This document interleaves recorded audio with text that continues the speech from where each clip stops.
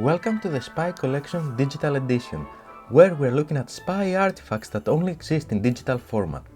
I'm Anastasios and this episode's artifact is from Iran, from around that time of the year, but in 2020. After the revolution of 1979, everything changed in Iran. One of the most unique things that happened after that was that the new Iranian government was worried about foreign influence and the potential of a military coup. This is why, to this day, Iran is probably the only country in the world that maintains two independent militaries, its normal armed forces for national defense like any other nation state, and the second military known as the IRGC, the Islamic Revolutionary Guard Corps. IRGC's mission is to protect Iran's political system from any foreign or domestic influence. About the source of this cyber espionage story, in January 2021, CERT-FA or Computer Emergency Response Team in Farsi, a cybersecurity team with far-ranging expertise in the resolution of cybersecurity threats in Iran, published the analysis you see here in their official website, going through an IRGC cyber operation that they dubbed as Charming Kitten's Christmas Gift. This video would have not been possible without all the technical details and information released by CERT-FA. We recommend you to study the full analysis in their blog post, links in the description. But what is Charming Kitten? That is a code name that the private intelligence firm CrowdStrike uses to describe this Iranian state actor. Different intelligence organizations track actors differently. They might not even know that others are also tracking them. They might only see a subset of their operations, and so on. Because of that, it's not uncommon that there could be many different code names referring to the same nation-state operators by different intelligence entities. For instance, Mandiant Threat Intelligence refers to that threat actor as APT35, and Microsoft's Mystique, that is, Microsoft Threat Intelligence Center, calls them Phosphorus.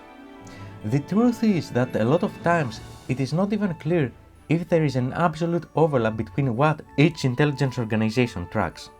For instance, one might be tracking an entire division under a codename, while another might be tracking a specific operator.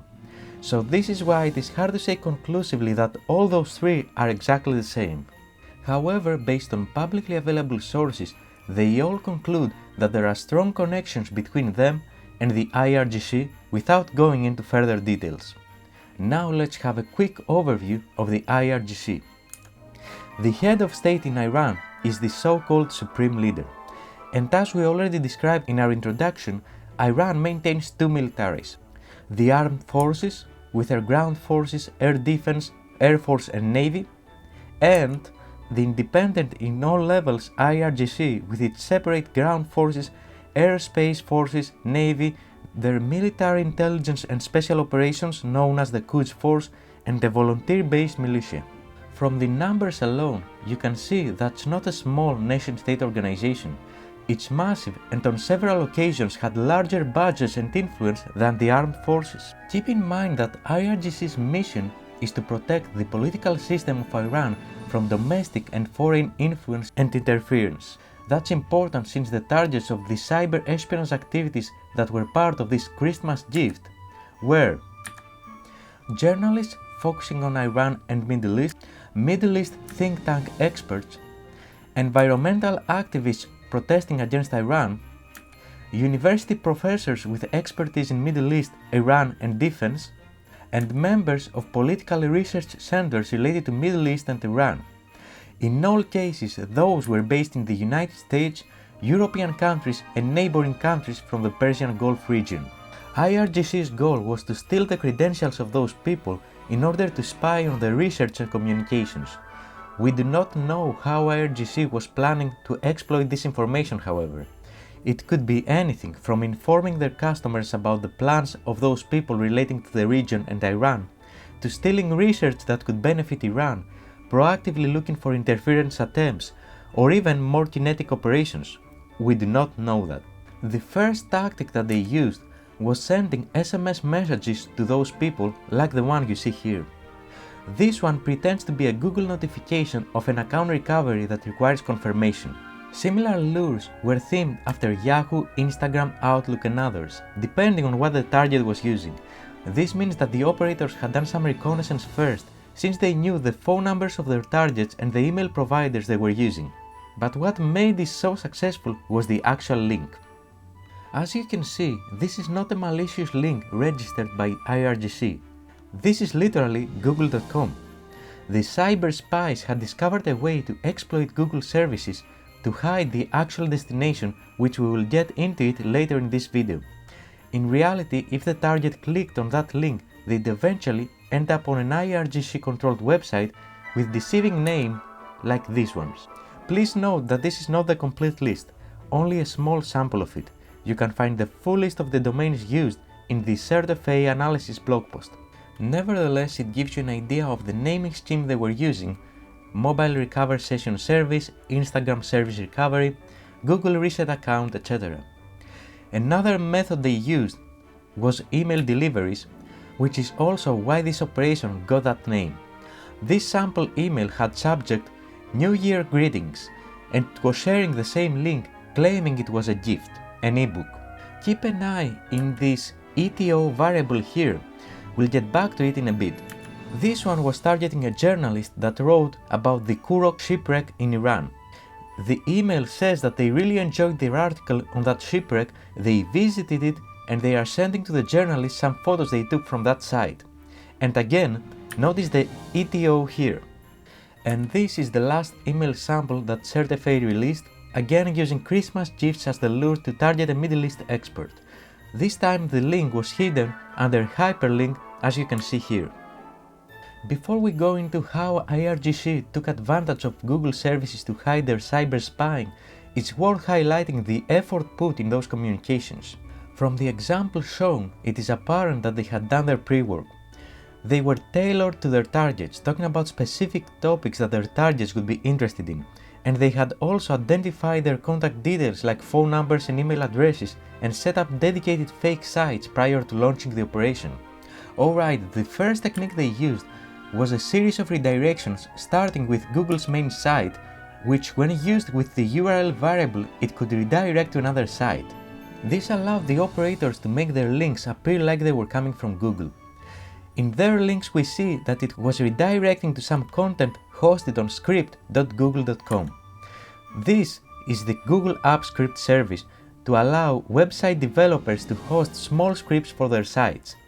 The cyber operators had written such a script to make sure only the real targets will see the fake sites. The script was doing two things. First, it was to check what value was in the ETO variable.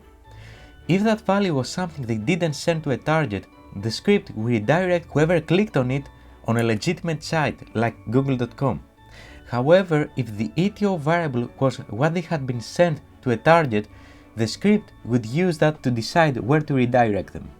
According to CertFA, that was typically a URL shortening service known as IPlogger. The unique IPlogger links were configured in a clever way so that if an automated service was looking them up, like a spam protection software, they'd redirect them to legitimate sites like an article in the New York Times. But if a real device like laptops or a mobile phone was looking them up, they'd redirect them to the fake credential harvesting site. This complex redirection technique allowed IRGC cyber operators to bypass most, if not all, security controls set up by their targets and their organizations during that time. Of course, nowadays most, if not all of them have been fixed. However, this shows the innovation behind the cyber espionage operation. The second technique used was the IPlogger links themselves. The cyber operators did not add them only as a security bypassing measure, but also for tactical reconnaissance. Anytime someone was visiting one of the IPlogger shortened links that the cyber operators had created, IPlogger was performing that conditional redirection depending if they were real human operated devices or not, but it was also loading how many clicked on that link, what was their IP addresses, where was this IP address geolocated, what operating system and device was used, which browser, etc. This means that IRGC operators could at any point identify if someone was after them or not, and also see if, for example, a target clicked on the link but never gave their credentials, shared the link with someone else that clicked on it, where their targets were located, what devices they were using, and several other details crucial for tactical reconnaissance of such an espionage operation. Finally, the last technique was the credential harvesting sites, which varied depending on the target. In some cases they were login forms impersonating the legitimate ones, and in others they were more elaborate. This one was Impersonate Planet Labs satellite imagery service, and it was hosted on an Iranian free hosting provider. And this one was also targeting people with Planet Labs accounts. Notice the URL is hello-planet.com instead of planet.com. There were several more campaigns going after stealing Planet Labs accounts, since their users were likely to have set up dashboards and geopolitical intelligence reports that could be valuable to Iran. The vast majority of the activity though was to steal credentials from email accounts used by their targets. And that was the Christmas gift of Charming Kitten. We went through the code names, the difference of IRGC and Iran's armed forces, and an overview of the Operation Christmas Gift, including the targets, the tactics and techniques used. Such cyber espionage operations happen on a daily basis around the globe. Sometimes they might get discovered quickly, like this one, and others might be there for several years before they get noticed, usually by cybersecurity firms or independent cybersecurity researchers. The next time you'll receive some SMS message or email from someone sending you a gift, remember that nothing is as it seems.